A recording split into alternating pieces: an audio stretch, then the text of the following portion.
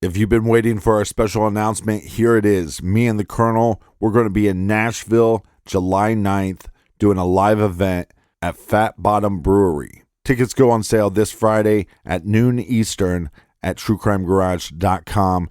And for more details about the event, check out truecrimegarage.com.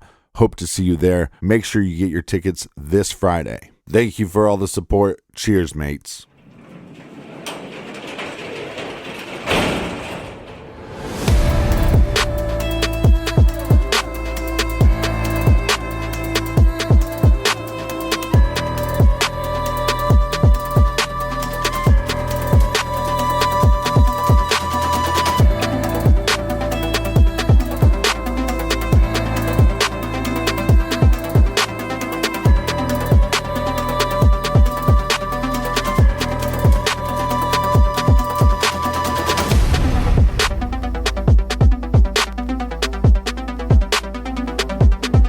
Welcome to True Crime Garage. Wherever you are, whatever you are doing, thanks for listening. I'm your host, Nick, and with me, as always, is a man that knows it ain't no fun when the rabbit's got the gun. Ladies and gentlemen, the Captain. Yes, Snoochie Boochies, it's good to be seen and good to see you. Thanks for listening. Thanks for telling a friend.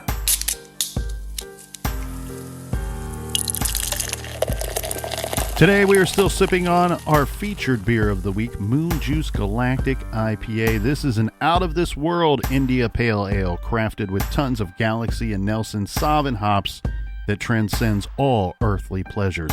Moon Juice Galactic is by the good folks out at Santan Brewing Company. Garage grade 4.5 bottle caps out of 5. And here's a cheers to some of our out-of-this-world friends. First up, a cheers to Jennifer in Buffalo, New York. Also, a shout-out to my buddy Trippy and the Bills Mafia. And a big shout-out to Sarah in Boise, Idaho. Here's a cheers to Rob in Johannesburg, South Africa. And a big we like Egypt to Jason, no relation to Sarah in Boise, Idaho. Next up, we have a cheers to Alicia in St. Albert, Canada. And last but certainly not least, we have Narda in Shutesbury, Massachusetts. Everyone we just mentioned, they went to our website and they helped us out with this week's beer run. And now our fridge is full, and for that we thank you. Yeah, BWRUN, Beer Run. Thank you so much for supporting our garage show and keeping the lights on. It means the world to us, and that is enough of the business. All right, everybody, gather around, grab a chair, grab a beer. Let's talk some true crime. The Long Island serial killer. This killer has a type. 10 bodies were found near a remote beach. We were dealing with a serial killer. All four killed by one killer. The Long Island serial killer. Shannan Gilbert is at the home of Joseph Brewer, and it sounds like she believes that someone is after her. She has said this over and over again to the 911 operator. By this point in our call, she is now on the phone with the New York State Police. They are trying to figure out where she is located so that they can offer some assistance in this situation. However, Joseph Brewer would like for Shannan Gilbert to leave his home. Michael Pak, her driver, is on location, and he's trying to get Shannan Gilbert to leave the home. But for whatever reason, Shannan is not cooperating. Sorry? I think it's Suffolk County on the Suffolk County Manhattan. Why are you going to... Call Suffolk County. You freaking miracle balls. I'm in the middle of nowhere. Let's go back to Manhattan. Right? We're in Long Island. We're out near the water. Please, stop. Please, Mike. Brother, come on. No, stop it, please. Oh, okay, fine. Please, take my time to let you drive. Yeah, I'm near the water. To drive? I didn't do anything. 631. 511. Why?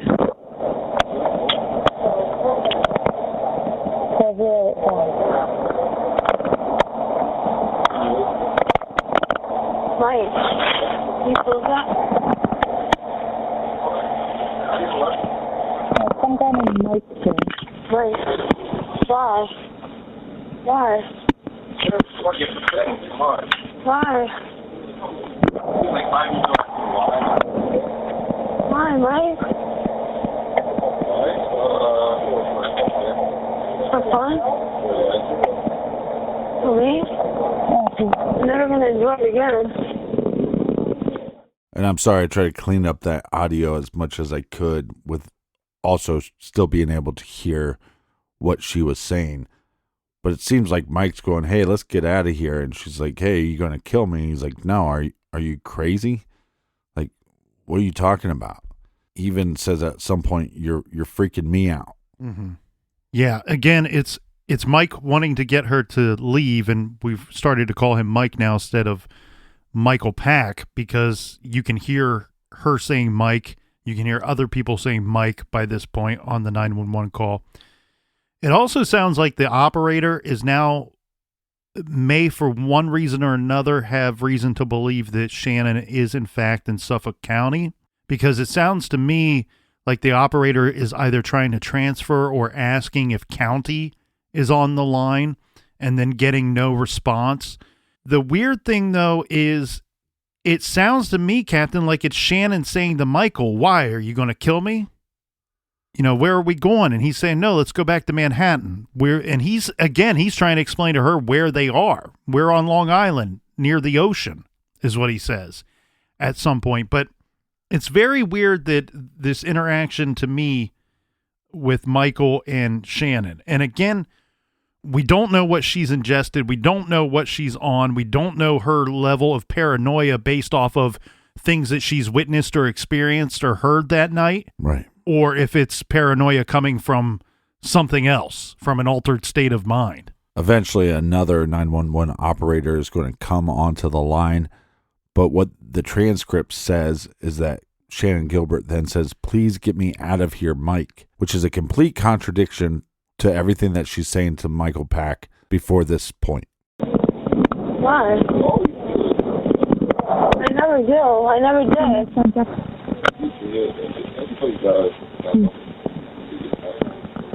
Mike, please. Mike, please. Please. Please.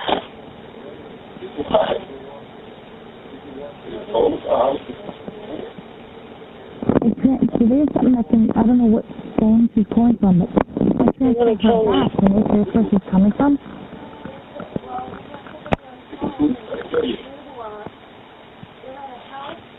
She needs help. You're like, I'm going to find my way home. Because it sounds like she's in the house with the female. And the female was the initial caller. So this is all set up? You set everything up? I waited for you. You told me you're going to find your way home, so I was like, what? You know, nothing that I called. So this is all set up? You've never seen this before.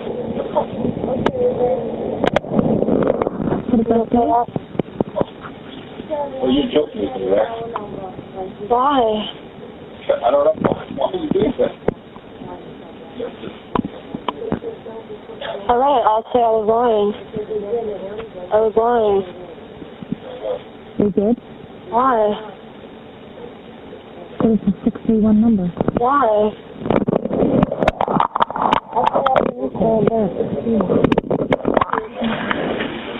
You can try talking to her, but she's not. Please. I think she's got the phone down. Please. Hello?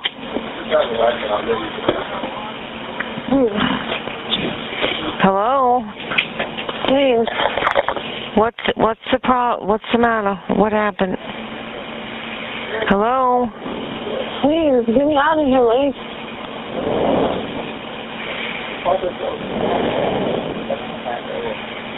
Hello? You're being sarcastic about this.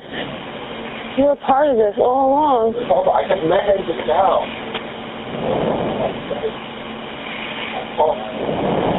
I called you after. I called this number.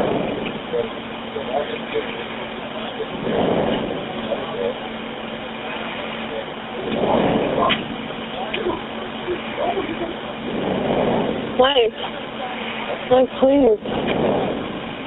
I'm begging you now. I just want to go home.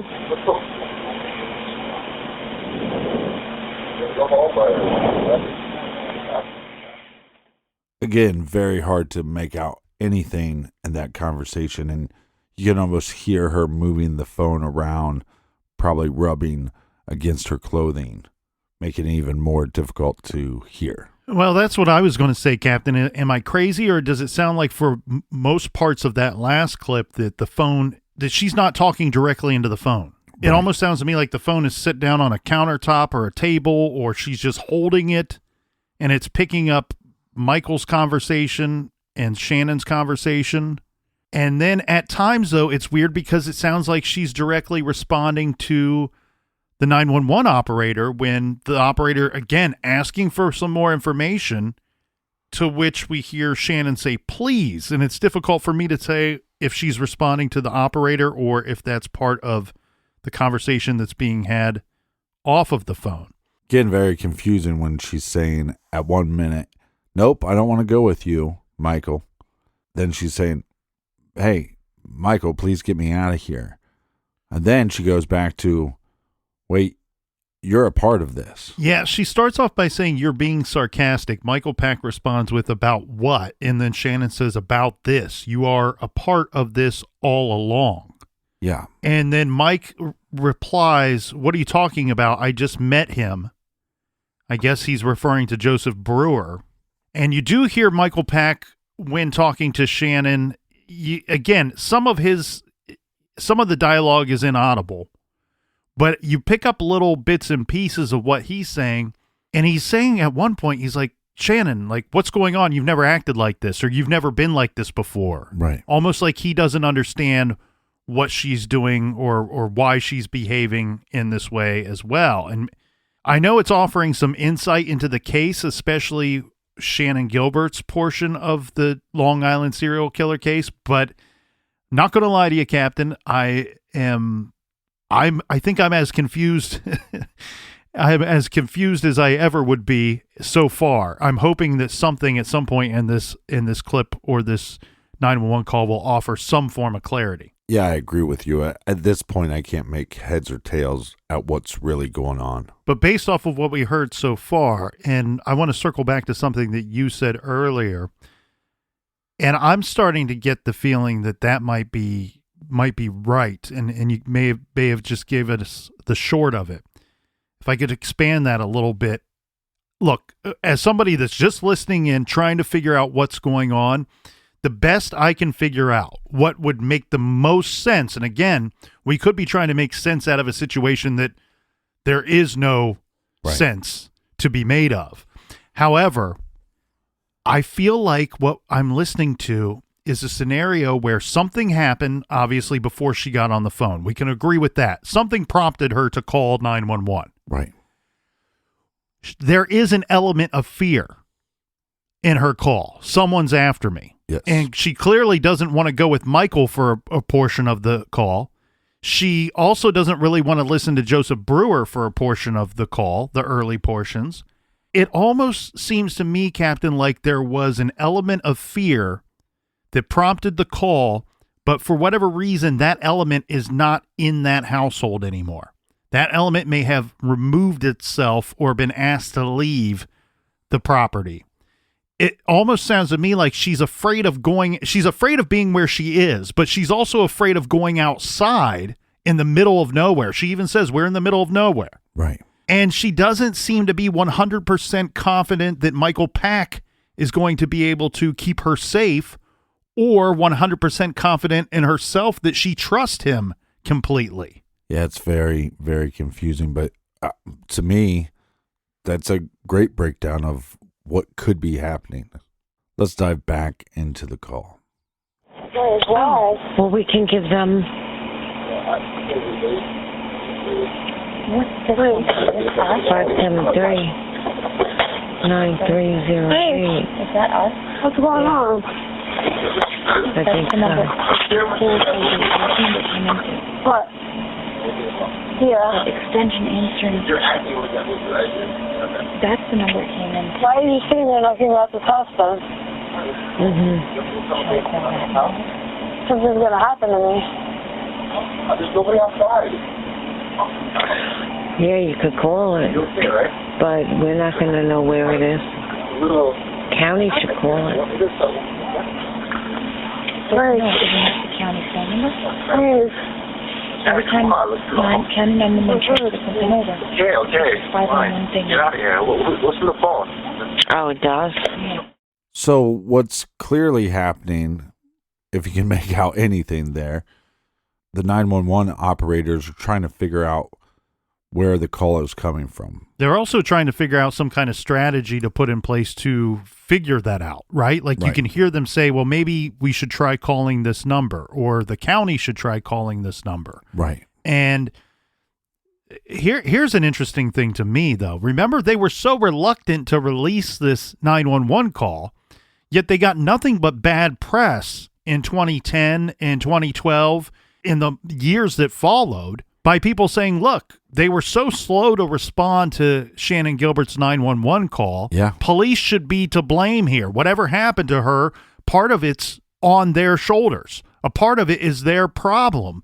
And to me, if I'm law enforcement, I'm going, you know what? We should have released this earlier, because it sounds to me like these people are trying to do everything within their power, within their available resources to locate her sooner rather than later. I think it's 100% proof of that. We have to go back and say, well, why then refuse to release it when it paints you in a much better light than everybody was putting you in to begin with? Well, does that mean that they believe that there's evidence on here for their investigation against Joseph Brewer or against Michael Pak, or something that Shannon could be telling us that could be key to the investigation? Maybe. But then I have a problem figuring that out, because they told us that Shannan Gilbert wasn't murdered. So it's a lot of stuff not making a whole lot of sense to me right now. But remember when I said it doesn't lean towards something nefarious if Michael's not concerned about the phone call, if Brewer's not concerned about the phone call, if nothing bad is happening, who cares who she's talking to? But here in this clip, right at the end, you hear him say, like, what's the deal with the phone, or something to that nature. It's hard to decipher what he's saying. Is he saying who's on the phone or what's with the phone? We know that the phone is referenced, but to me, those questions are completely different and would show a different level of concern, right, or a specific area of concern as far as the male voice goes. It sounds to me, you know, we've had enough into this call where I think I can tell Brewer's voice from Pak's voice, even when they're not very close to the phone. Yeah, when they're inaudible, you can still almost make out who it is. So whoever is asking Shannon about the phone, whether it's what's with the phone or who's on the phone, that sounds like Brewer to me. I agree. Hot Suffolk? It's got to be Suffolk, right? Hello? Stop it, Mike. Hello, where are you? Huh? Where are you? What's going on there? What's your name? Where's the bathroom? I'll see you. What's your name? Shannan Gilbert. Yeah, we called. What's your name? Shannan Gilbert. Where are you? I'm in Long Island. And what's wrong? Huh? What happened? These people are plotting to kill me. This is where my alarm bells are going off, because for whatever reason, she's not communicating this whole time with the 911 operators. You know, can you trace my call? But barely having any kind of conversation with them, right? Mm-hmm. All of a sudden, they make contact with her again. Again, these 911 operators are working their ass off to try to figure out what's going on. That's accurate. That's an accurate statement. I've checked with them. No asses left. No asses left after this call. But they're going, what's your name? Shannan Gilbert. We can't hear you. Shannan Gilbert. Now, I guarantee you, now that she's answering these questions, these are questions that if you could only hear one side of the conversation, right? Let's say I'm Brewer or say I'm Pak, right? Mm-hmm. And I hear Shannon talking to somebody and she's going, my name's Shannan Gilbert. Now I know who she's talking to. She's talking to some kind of law enforcement or 911. She's reporting something. She's not speaking to somebody that knows her. She has to say, my name is Shannan Gilbert. Exactly. And then what does she say? They're plotting to kill me. It's clear as crystal, right? I feel like there was a guy somewhere that sat in a garage about 6 or 7 years ago that had a suspicion that these two guys were trying to kill Shannan Gilbert, and he may have said that somewhere at one time. And now we're finally hearing the 911 call, and that sounds like what she is saying or trying to convey to law enforcement. Let me throw this at you here, Captain. Not too fast. With her voice, with her tone and her delivery, she sounds a little like groggy to me, almost like in a stupor, like she's come out of a sleep. Yeah, she's mumbling. And so I wonder do we have a situation where something happened, something scared the shit out of her, terrified her, and she may have blacked out temporarily or passed out for a brief period of time. She comes to, she doesn't know how long she's been out, and she doesn't have a clear understanding of what happened or why she's so afraid, and therefore she can't convey it. She cannot explain it to the operator on the other end of the phone, because I'm not getting the sense that she's not telling the operator what's going on because she's afraid to say it out loud in front of these men.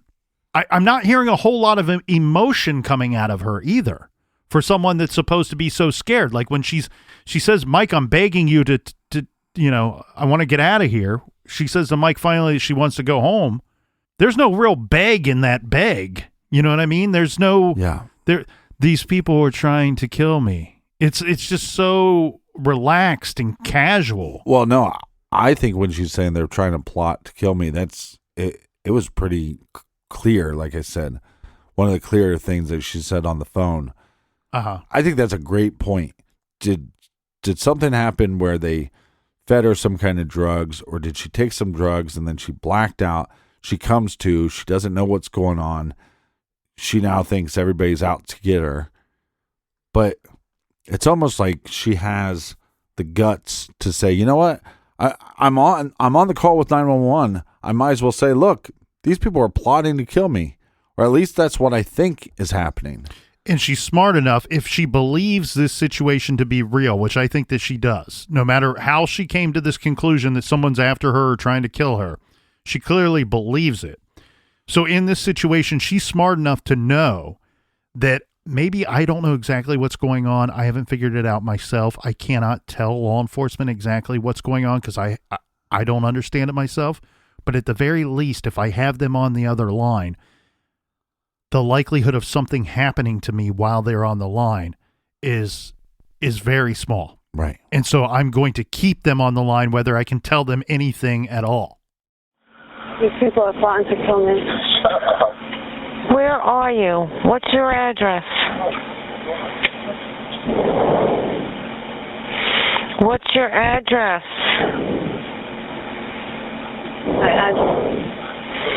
What's your address? Oh, Mike, stop, Mike. Here. Mike, stop. Mike, stop, Mike. Mike, stop it. Where are you? Mike, stop it. Mike, stop it. What's your name, Shannon? Huh? Mike, stop. Come here. Where are you? What's your address? Hello? You want to be in front of police? Yeah, hold on, and then I know you're telling the truth. The address. What are we going to tell them? Tell them something. Mike, stop it. You guys are planning something. Mike. Where are you? Mike. We're fine, then why are we all... Are you in the house? Yeah. Mike, stop it. What town are you in? Long Island, Mike, it's... Where? Stop, Mike. Where in Long Island? Stop it, Mike, stop it.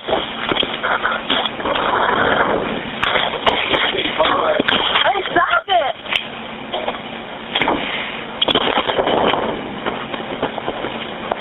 Where in Long Island are you? I don't know. Hello?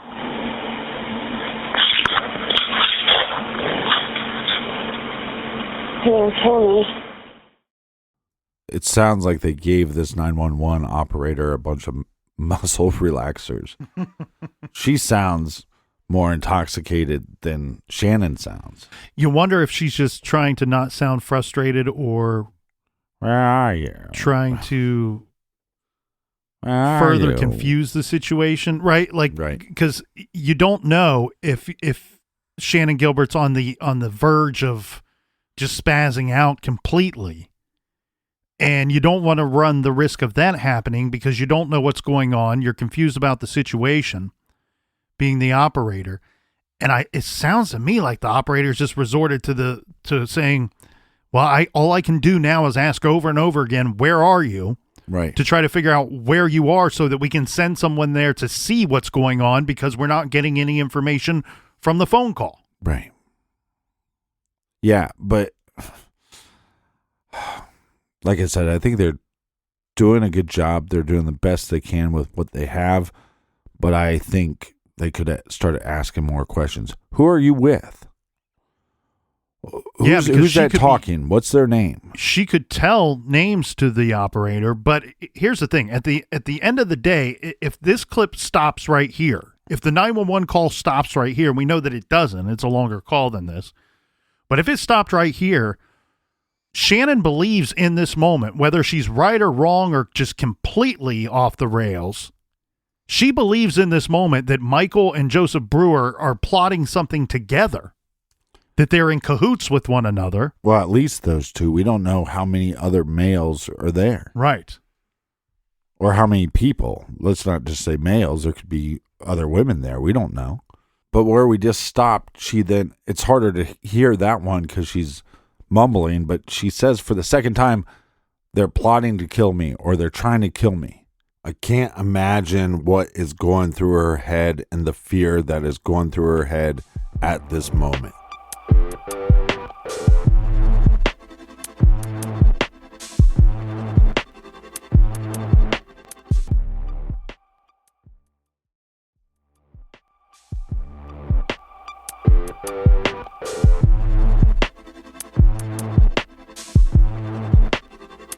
All right, we are back. One of the strangest 911 calls we've heard on this show. That it is, my friend. That it is. Again, I apologize for the audio quality. I did the best I could. It's very difficult recording to hear, especially because of a lot of the background noise and a lot of the phone noise against other items. Where in Long Island are you? I don't know. They're going to kill me. Are you in a house? Are you in a house? Yeah. Whose house is it? I don't know. Who is Mike? What's his last name? Mike what?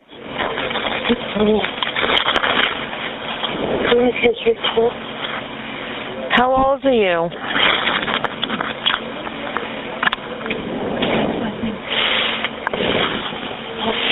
What's his last name? What's his last name?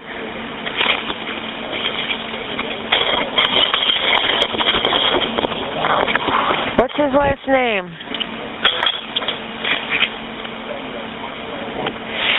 Shannon.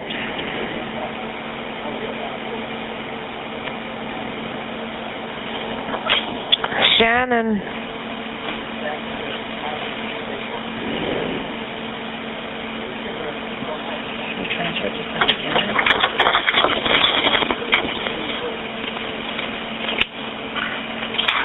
Shannon?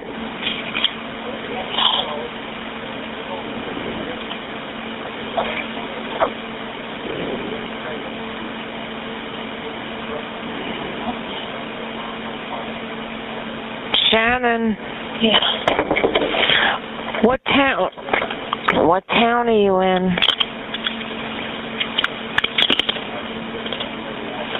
Hello?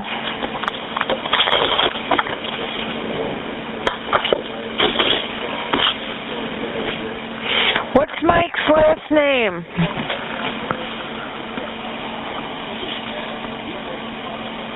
Hello?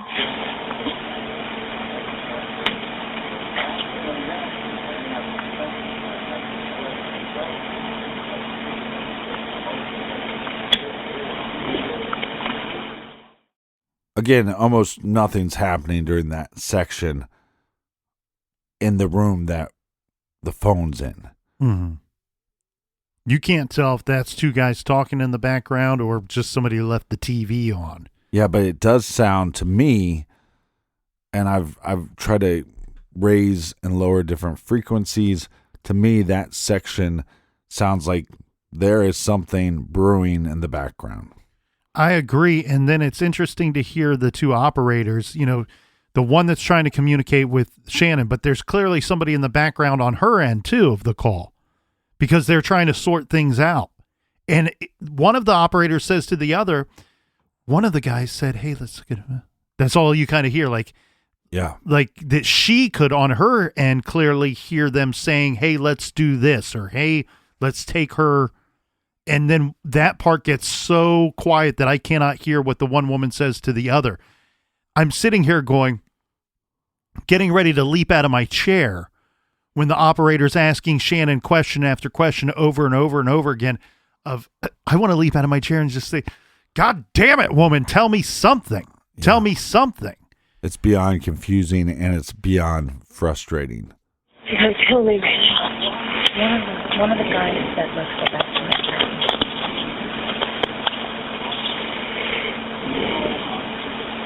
Where are you?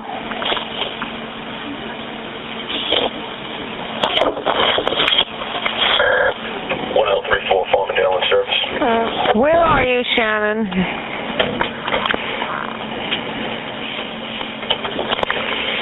Shannon.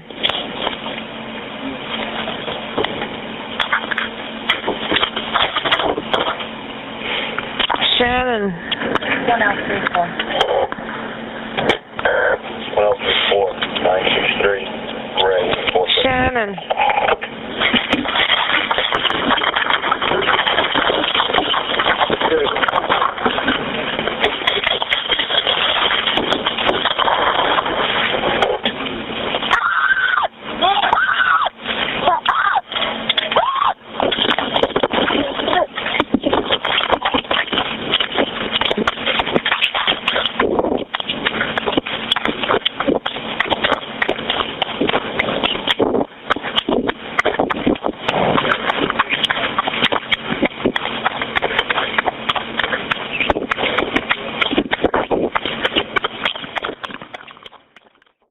So she makes the statement that they're going to kill me or they're going to kill me now. And then, like you said, the 911 operator is whispering again about one of the men said blah, blah, blah. I don't know if there's some kind of tussle or something, some kind of struggle for the phone, but it sounds like she decided at that moment, they're going to kill me. I'm better off to just make a run for it. And what you hear at the end of the clip that we just left off is it's her running. And I'm guessing she's in like flip-flops or something. Yeah, who knows? I mean, we're hearing whatever kind of footwear she was wearing that night. And actually, we would know what that is based off of her remains being found later and her belongings being found as well. But yes, it sounds to me it's scary. It's terrifying to hear that there's this long period where nothing is happening, and then all of a sudden it's two screams and running is what I'm hearing. And we know that at some point that she flees the home and ran to Gus Coletti's home. So this must be the running that we're hearing there at that point. And I picture this as like the screams of her breaking out, busting out the side door or the front door to go running out into the darkness. Keep in mind, If you've looked up this street, the Fairway Street on Google Maps or on the Apple app, this is a street, this is a neighborhood where you can imagine that it's going to be very dark at night. It's going to be very dark outside, and we clearly know that she has not much of a clue of where she is. So it's the screams to me of busting out of that home and fleeing down the street. And again, terrifying because we don't know what's happening during that long period of silence where we hear virtually nothing. Right. And then it's the quick screams. She's not talking. I want to put her through the phone. You do? I called this number back in the States. Is that the number she's calling from? I think that's her number. 9308 is one of our extensions, I think. Oh, did you call that one?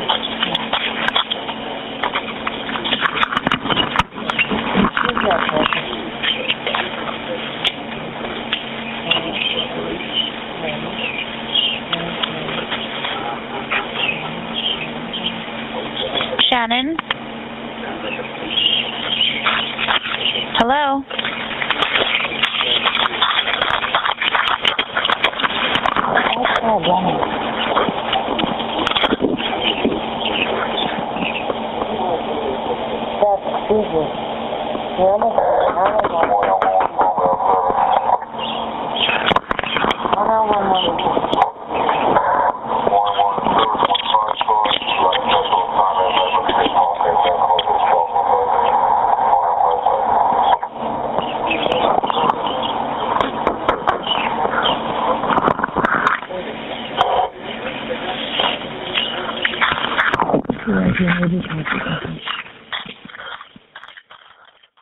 During that clip, you can hear Shannon knocking on somebody's door. You have to remember that it is 4 a.m.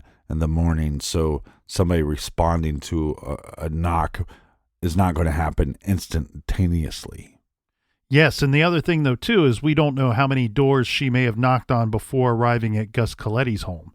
From my understanding, his home is about 0.2 of a mile from Joseph Brewer's home.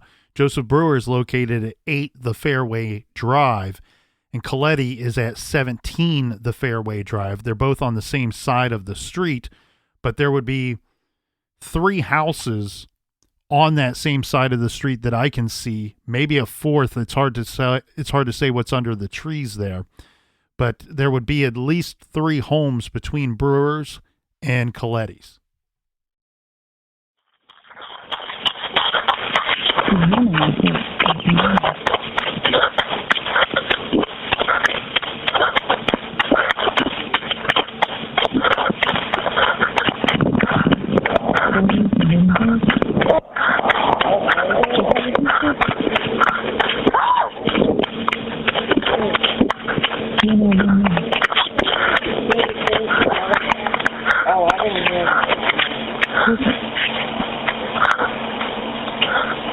Where's the shield on the car? 1955.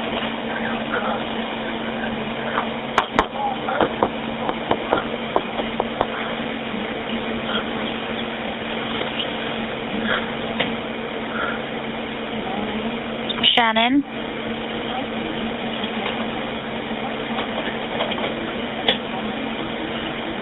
I wonder if she has a phone in her pocket.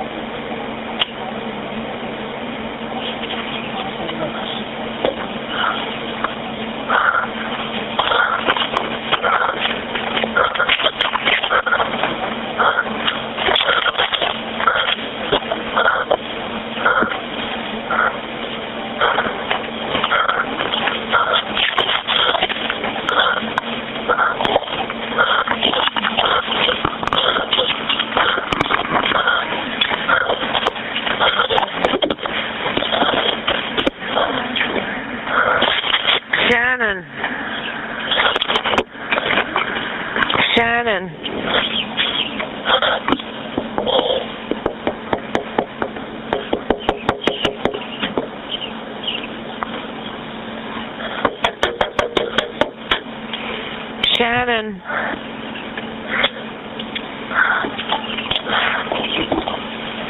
Come on.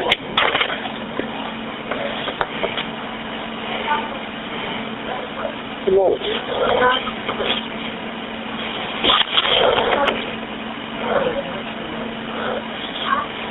Somebody after you? Huh? Hello? Hello?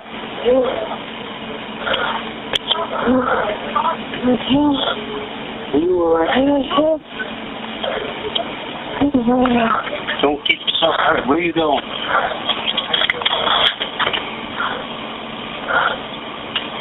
Wait a minute. Where are you going? Where are you going? Something like Dopert, Dopert.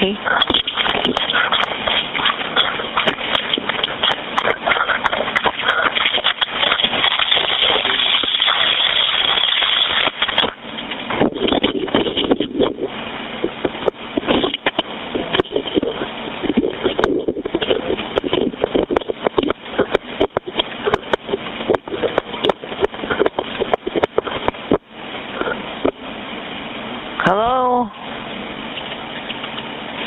She didn't spell it, but that's what it sounded like.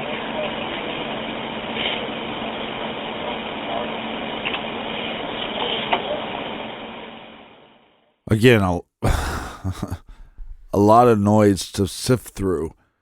But like you said, he's 3 houses away. She knocked on multiple houses until she got to the third one. You could hear Gus talking to her. I couldn't make out any of her replies, but she's running at a pretty quick pace for somebody that is possibly intoxicated or on some kind of drugs. Her breathing is very heavy, and her response to "What's the matter?" from Gus Coletti, she says, "I need help." And that's all she says to Gus before then fleeing his front porch area. And as I said, there are 3 homes between Brewer's and Coletti's on that same side of the street, but there are 2 homes between this distance on the south side of this street. So the 2 homes on the south side of the street are far enough away from the actual road, from Fairway Drive, that they may not have been visible to her, or she may not have wanted to go in the direction of either of them. If I had to pick where I would want to run in this situation, it probably would be the same direction that she went and then end up at Coletti's place. I think I would have stuck with those houses on the north side of that street and continued on that way. But this is where Shannan Gilbert's 911 call ends. And then we have Gus Coletti, shortly after Shannon flees his home, he's going to call 911. Okay, Suffolk Police 873 with location of emergency. Yes, I live at Oak Beach in the association. There's a young girl about 14 years old running around here screaming, and there's some guy trying to follow her.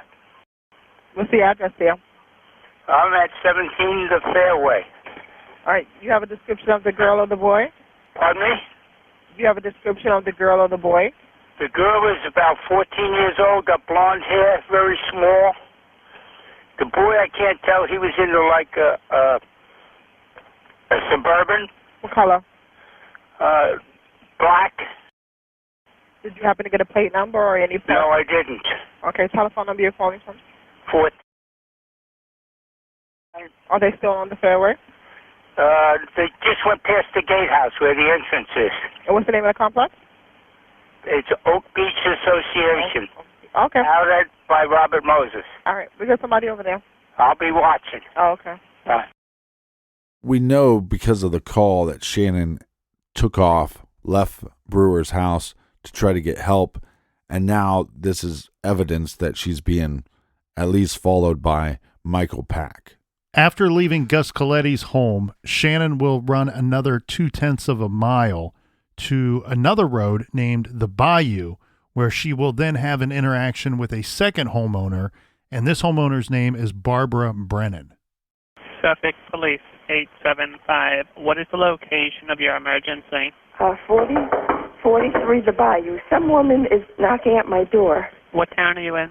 Oak Beach Association. What's the nearest corner street there? Ocean Parkway. She says she's in danger. Do you know her or no? No, I don't. I'm not letting her in. She's banging on your door there? Yes. Did she say what kind of danger? No. Oh. And we live in a gated community. What's your name, ma'am? Barbara Brennan.